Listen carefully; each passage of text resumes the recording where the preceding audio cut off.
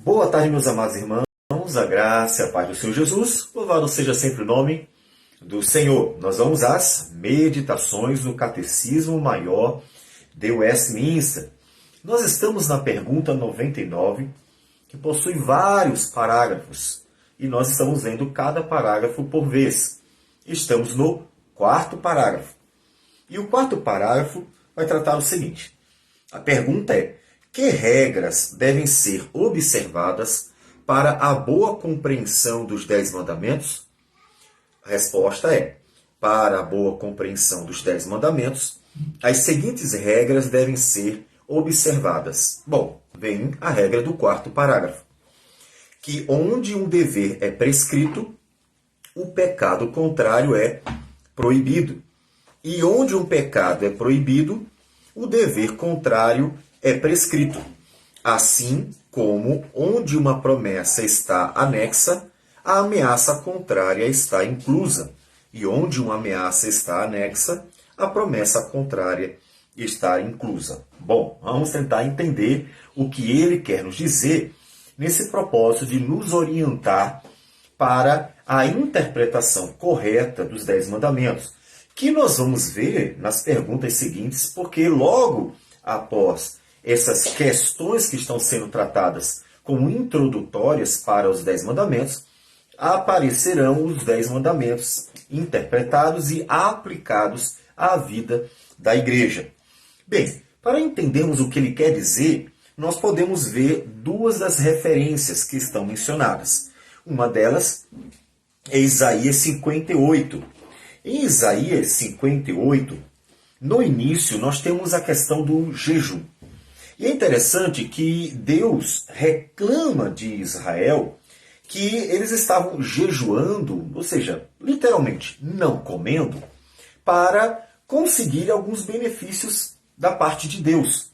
E Deus diz: seria este o jejum que escolhi, que o homem um dia aflige a sua alma, incline a sua cabeça como o junco e estenda debaixo de si pano de saco e cinza? Chamarias tu a isto jejum e dia aceitável ao Senhor? Ou seja, Deus reivindica que o povo estava preocupado apenas em não comer para buscar algum favor da parte de Deus em dias de dificuldade. E ele mostra que isso não é apenas isso o jejum, de forma alguma. O jejum é muito mais do que isso. Observe que nesse texto já aparece a ideia de que Deus tanto mostra a proibição quanto como deveria agir. Ou seja, de um lado nós temos a ordenança, de outro lado nós temos a proibição. E ele diz: porventura não é este o jejum que escolhi, que soltes as ligaduras da impiedade, desfaças as ataduras da servidão, deixes livres o oprimido e despedaces todo o jugo? Porventura não é também que repartas o teu pão com o faminto, e recolhas em casa os pobres desabrigados, e se vires o nu, o cubras, e não te escondas do teu semelhante? Observe que não era só afligir a própria vida, o corpo no caso, né? Ou seja, se privar de coisas boas, mas era ser bênção para outras pessoas. Então a gente vê a questão da ordenança e da proibição que Deus está dando para eles por causa deste mandamento. E um pouquinho mais adiante, no versículo 13, ele trata sobre um outro mandamento, no caso, o dia do Senhor. E ele diz assim: se desviares o pé de profanar o sábado e de cuidar dos teus próprios interesses no meu santo dia, se chamares ao sábado deleitoso e santo dia do Senhor, digno de honra, e honrares, não seguindo os teus caminhos, não pretendendo fazer a tua própria vontade, nem falando palavras vãs, então te deleitarás no Senhor. Então veja que quando ele trata do mandamento do dia do Senhor, ele coloca duas questões. Uma questão é não profanar o sábado, outra questão é deleitar-se no Senhor naquele dia. E é esse o ponto que essa regra de interpretação está tratando. Que em todo mandamento está presente não só a questão da proibição, mas está presente também a questão daquilo que Deus quer de nós, a exigência que Deus quer de nós. Então, as duas coisas estão presentes. Nós podemos ir um outro texto, que é o texto de Efésios, capítulo 4, versículo 28, em que o texto nos diz o seguinte.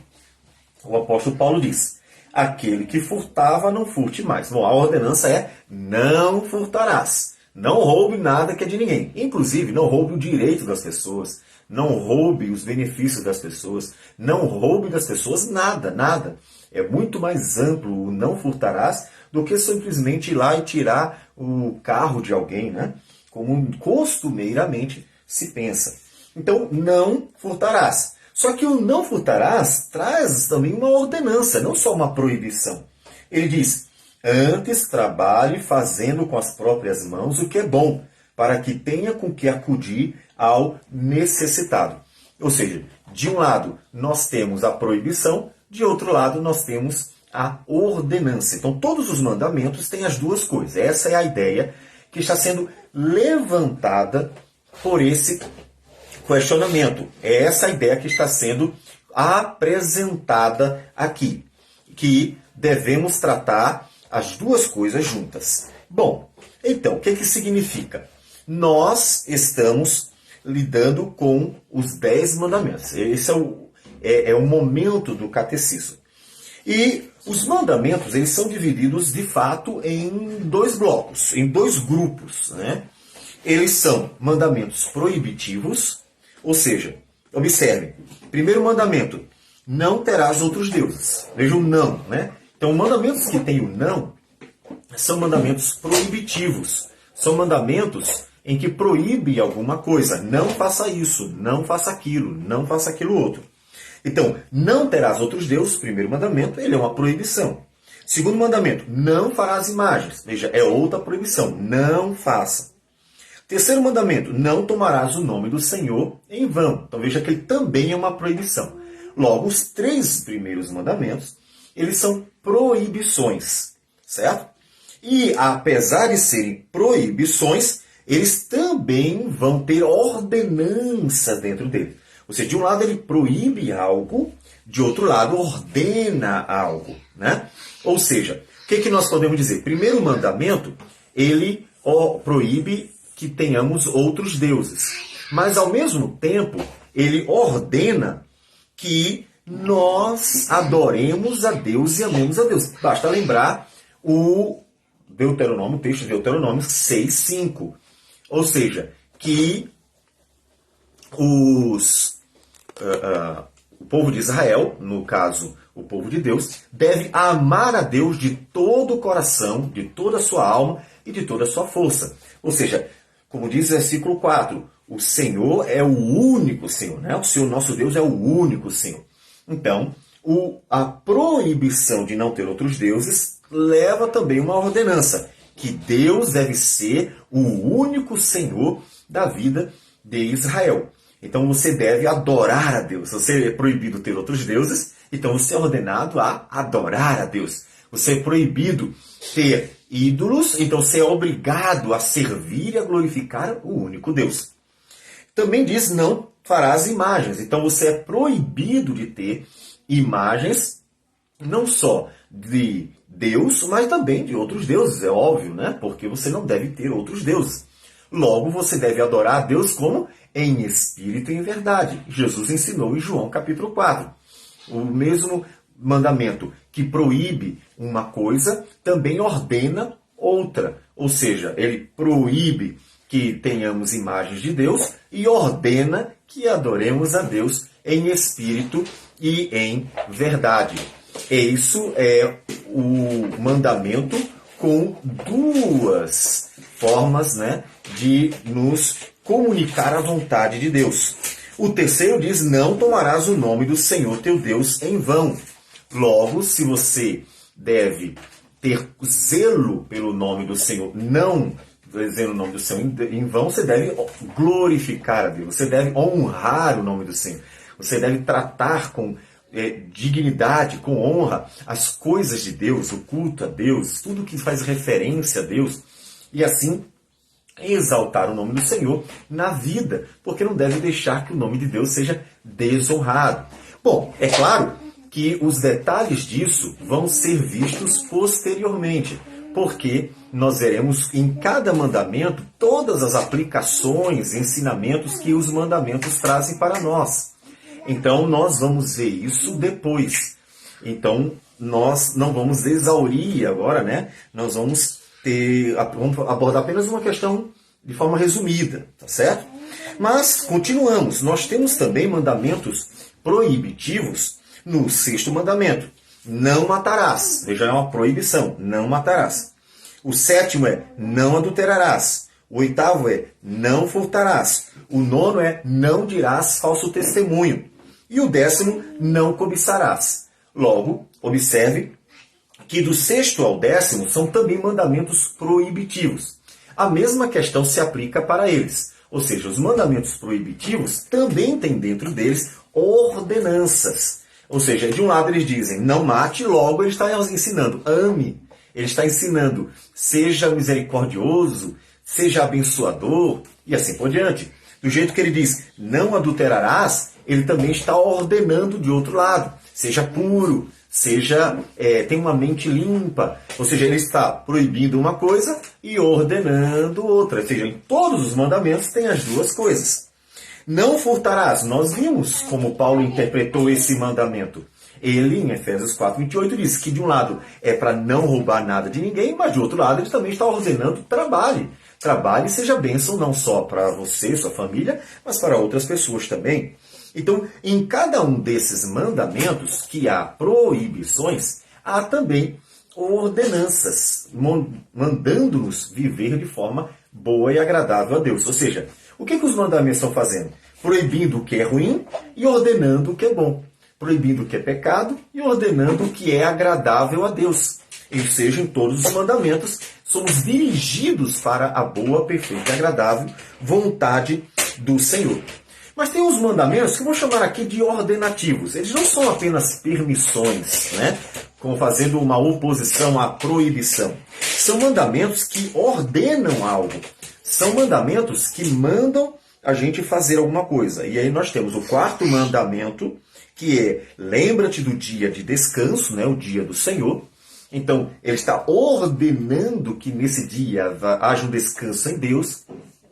Isso significa que ele também está proibindo alguma coisa. E de um lado ele está ordenando que a gente descanse no Senhor, que a gente separe dia para cultuar a Deus, que a gente tenha um dia de dedicação ao nosso Senhor. Está ordenando também de outro lado, ou proibindo, na verdade, de outro lado, ele está proibindo que se trabalhe nesse dia, que seja avarento. De um lado, ele está dizendo assim, descanse em Deus. De outro lado, ele está proibindo, dizendo assim, não seja avarento. Não ache que você tem que trabalhar 7 dias por semana para poder conseguir o sustento. Porque Deus mesmo sustenta você. Então pare de ser avarento e descanse um dia. Observe que a nossa sociedade não está observando isso. Isso vai trazendo, claro, doenças para a sociedade. Porque o ativismo do trabalho também é nocivo e traz, com certeza, prejuízos para a saúde do ser humano.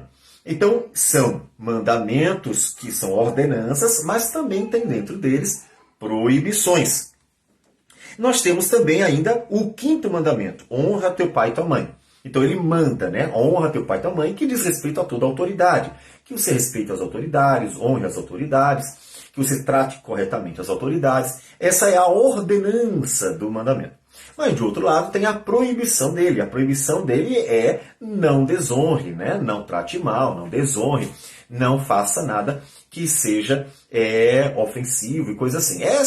Esse é um mandamento bem complicado em nosso país, porque tendo em vista que nós vivemos numa, abre aspas, uma democracia, nós somos ensinados que quem manda é o povo, né? Então é aquela coisa meio confusa. Quem é a autoridade no final? A autoridade é o governo que está ali governando, ou a autoridade é o povo que colocou, por meio de eleição, aquele governante? E nessa confusão que é a democracia, ninguém sabe, no final das contas, quem é a autoridade por cima dos demais. E então nós vemos que o brasileiro tem sim o hábito de estar o tempo inteiro batendo de frente com as autoridades. Esse é um mandamento que precisaria ser bem trabalhado para que o brasileiro, de forma geral, saiba como lidar com ele. Claro, sabemos como tem sido ruim lidar com política, tendo em vista quão corrupta é a nossa política. Mas, mesmo assim, é um mandamento que também tem a ver com os nossos dias, a nossa realidade. Portanto, precisa ser trabalhado também. Então, a regrinha do quarto parágrafo é: todos os mandamentos possuem ordenanças e proibições. De um lado, eles proíbem coisas ruins, de outro lado, eles ordenam coisas boas. E assim, nós vamos ver como cada um dos 10 mandamentos tem proibições para a nossa vida e ordenanças para a nossa vida. Como nós vamos ver, por exemplo, no primeiro mandamento, em que a pergunta é: quais são os deveres exigidos no primeiro mandamento? E então, o catecismo vai elencar os deveres que Deus exige de nós por meio do primeiro mandamento. E depois, em seguida, ele pergunta: quais são os pecados proibidos no primeiro mandamento? E elenca os pecados que são proibidos no primeiro mandamento. Em cada um dos mandamentos teremos exatamente essas duas questões. Bom, e assim vamos aprendendo a aplicar à nossa vida aquilo que é a vontade de Deus. E quando aplicamos a nossa vida, com certeza somos muito abençoados como sociedade. Vamos orar ao Senhor.